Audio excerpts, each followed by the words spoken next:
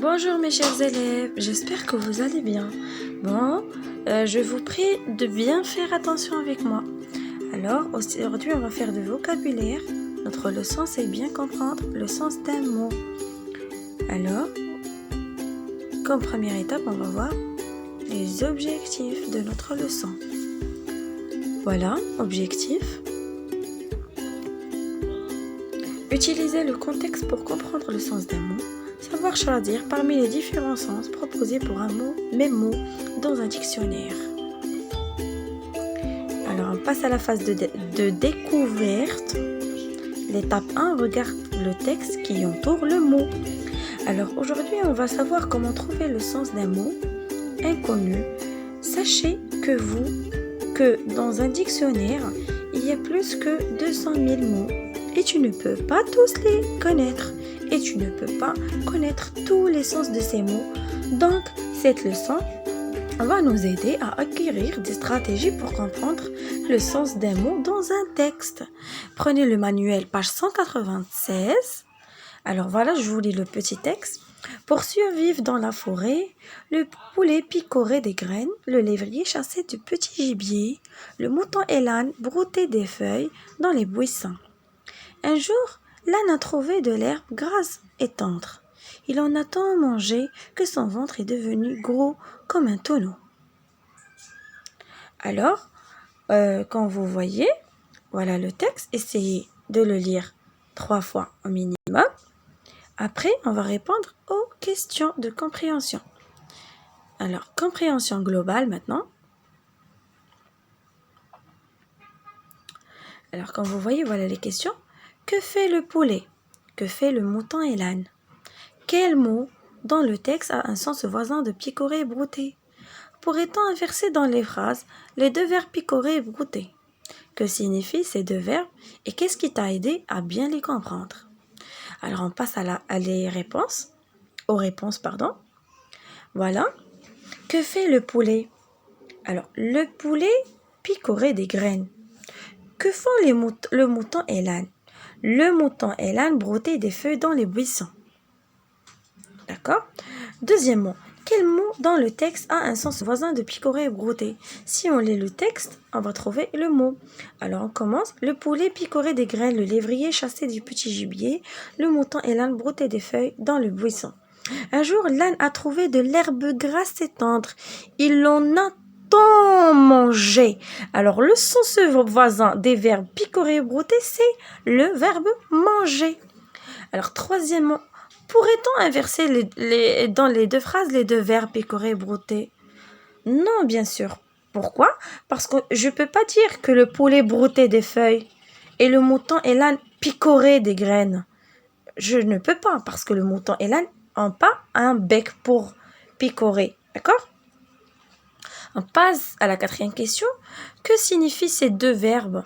Alors, le verbe picorer, c'est manger en piquant avec le bec. Et brouter, c'est manger de l'herbe ou des feuilles arrachées des arbres. Alors, les deux verbes signifient manger. Qui nous a aidé, c'est le contexte des mots qui nous a aidé à trouver le sens d'un mot ou des mots dans le texte. Voilà. J'espère que vous avez compris cette étape.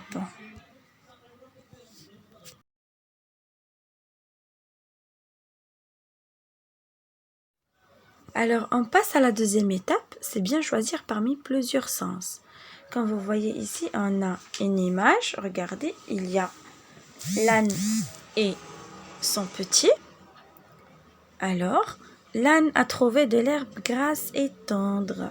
La question, c'est lequel des sens indiqués choisis-tu pour la phrase du texte et explique ton choix. Comme vous voyez, on a un article de dictionnaire ici, du dictionnaire Robert Junior. Voilà.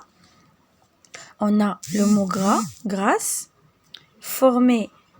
Comme vous voyez ici, on a des petits chiffres qui sont écrits en rouge. Alors, ces petits chiffres nous montrent qu'il y a 5 définitions du mot. Alors, mais on est amené à choisir une qui a un rapport avec la phrase, bien sûr. Alors, l'âne a trouvé de l'herbe grasse. Ici, on parle de l'herbe. Alors, passons à l'article. 1. C'est formé de graisse. Le beurre et l'huile sont des matières grasses. Planche alimentation. Bien sûr, cette définition, non. On passe à la deuxième. Gros, la fermière a tué un oie bien grasse, contraire et flanqué. Ici, on parle d'un oie. On parle de quelqu'un qui est gros. Troisièmement, enduit sali de graisse. Julie a essuyé ses mains grasses sur son pantalon. Sans grasse, il y a de la matière grasse sur ses mains. Voilà. Quatrièmement, épais. Le titre du chapitre est écrit en caractères gras.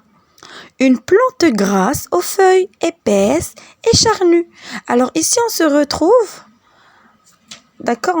avec la définition qui explique le mot grasse dans la phrase. Voilà, c'est la quatrième. D'accord?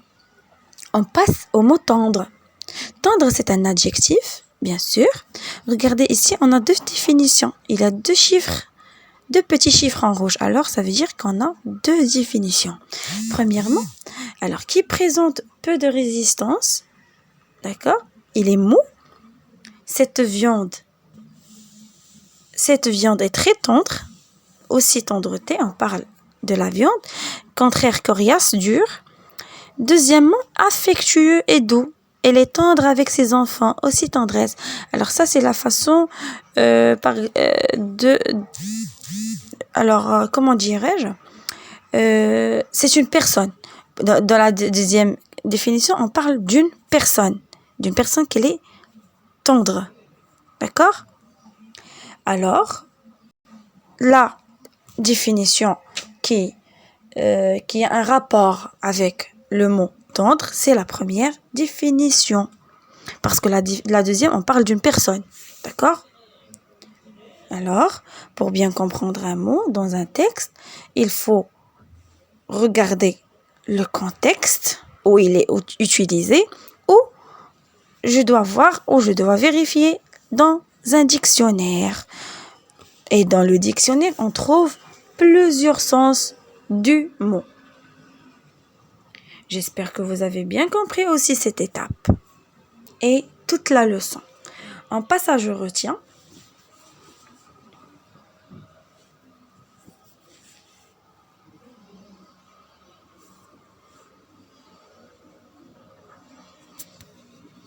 Voilà, je retiens. Alors, pour bien comprendre un mot dans un texte, je regarde dans quel contexte il est utilisé, les mots qui l'entourent. Deuxièmement, je vérifie dans un dictionnaire. Si plusieurs sens sont proposés, je choisis celui qui convient. C'est facile, comme on a fait dans les exemples. C'est la même chose. Alors, on passe à l'exercice d'application. Prenez la page 197 du manuel.